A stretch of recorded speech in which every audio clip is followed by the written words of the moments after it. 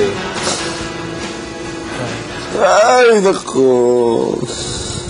It's Pangkaraniwan kasi kay Nel ang magpunta sa banyo ng 4 na beses sa isang araw. Pero tignan natin kung makayanin kaya niyang gumamit ng arinola ng 4 na beses sa isang araw. It's for diet, 1 week. Samantalang magpapaalam muna tayo sa ating kubeta.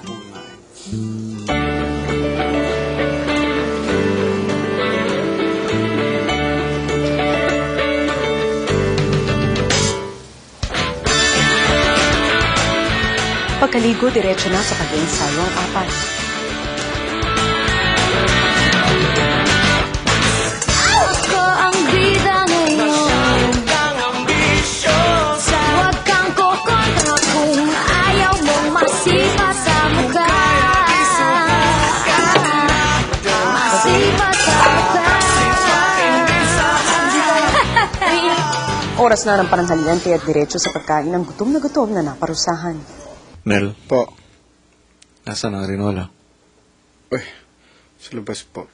Bakit tinanggal niya? Hanggang sa pagkain po? Bakit? Nagawa niya na bang umikot sa garden? Hindi pa po. O, hindi pa tapos.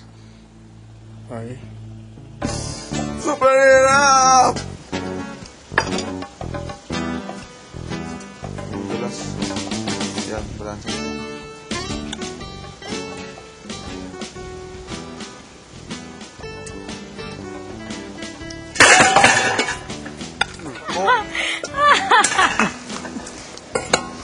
Hindi mo pwede Kakain mo. ako.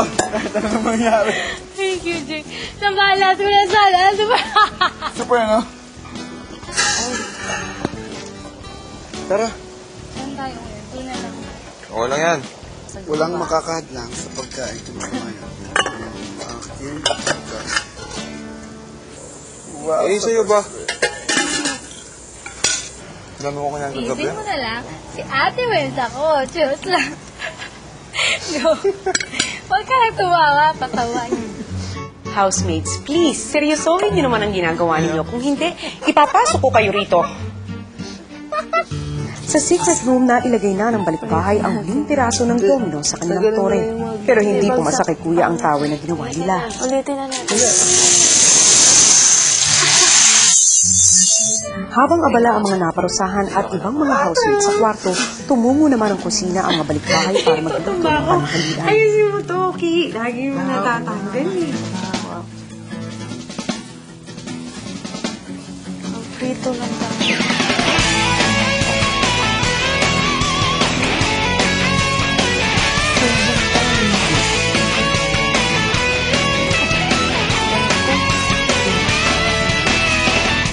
Sabi nila, mukha raw akong adik. Adik-adik na kung adik. Hindi ba nila alam? Okay na yan, Zeke.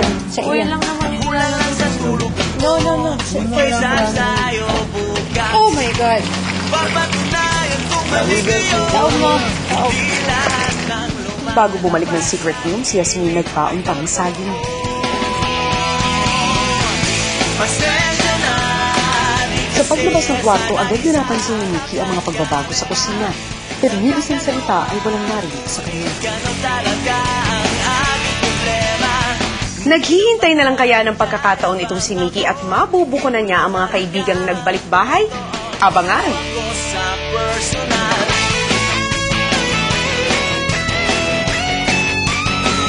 Saisi, inumpisahan na ang unang bahagi ng kanilang parusa. Ikutin ang garden ng 2 beses habang nakapatong ang arinola sa kanilang mga ulo. Kuya, sorry na, wag na tampo please. Di naman sinasadya. Kung tinatamad, kung sinusumpong, di ko rin alam kung bakit. Namimiss ko lang siguro nanay ko, aso ko, si Sparky.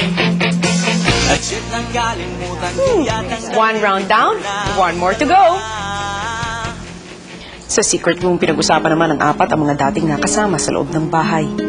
I remember that time when I called her Gian. You're the most passive person that I've ever met, and she took offense to that. Nana, she's the passive person. Oh! It's just her and I. We have like a love and hate relationship. It's weird. Gian and I. Tell us the love story between Bruce and Wendy. Like, Oo, hindi namin it was alam. yun, we don't. Gusto ng birthday ni Marie Chris. Di ba hindi kami masyado nag-usap kaya lagi mag-usap sila. Yeah. Gusto ng birthday ni Marie Chris. Pinagsayaw, ganyan-ganyan. Tapos hanggang super tired kami dalawa na nagkukwentuhan. Tapos parang doon yata na-realize na yung mga parehas, ganyan. Tapos yun, parang like, tapos tinutokso ng palagi. Eto yung nagkaroon siya. Feeling ko red phone niya yun eh, yung date. Ako yung sinama niya. Sa garden, tinangka namang tuparin ni na Beatrice, Bruce, Nell at Saisi ang ikalawang bahagi ng kanilang parusa. Sumayaw ng may suot na arinola sa ulo. Guys, we can do this! Malapit na! Fight.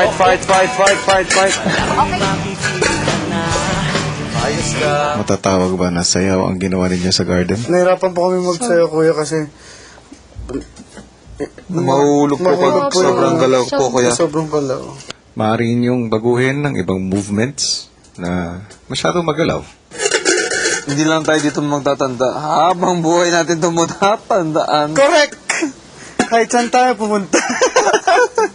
Nasa utak na natin to. Hindi na maalas. Hindi na tayo gagawin. Hindi na tayo iisa kalsada. Sa kalsada, sa mga gilid ng pader. Lahat. Mga bata, madyo kami tularan! Ilang saglit pa'y nagbuena mano na si Saisi sa kanyang arinola.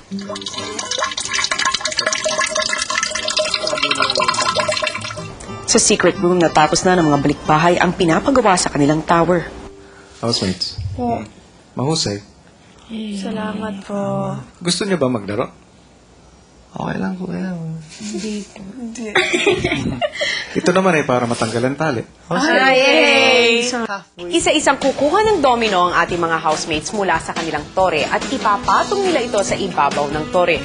Kung sino man ang housemate na makaguho ng tore, ang siyang may ilang nakatali.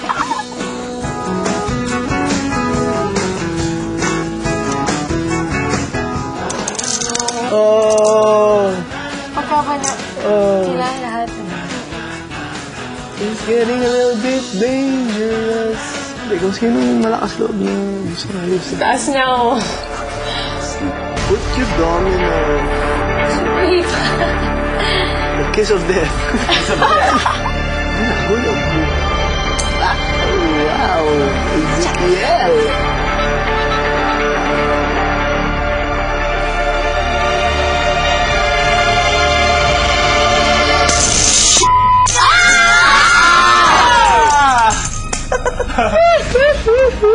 Ain't got all day yan. What a move. What is this?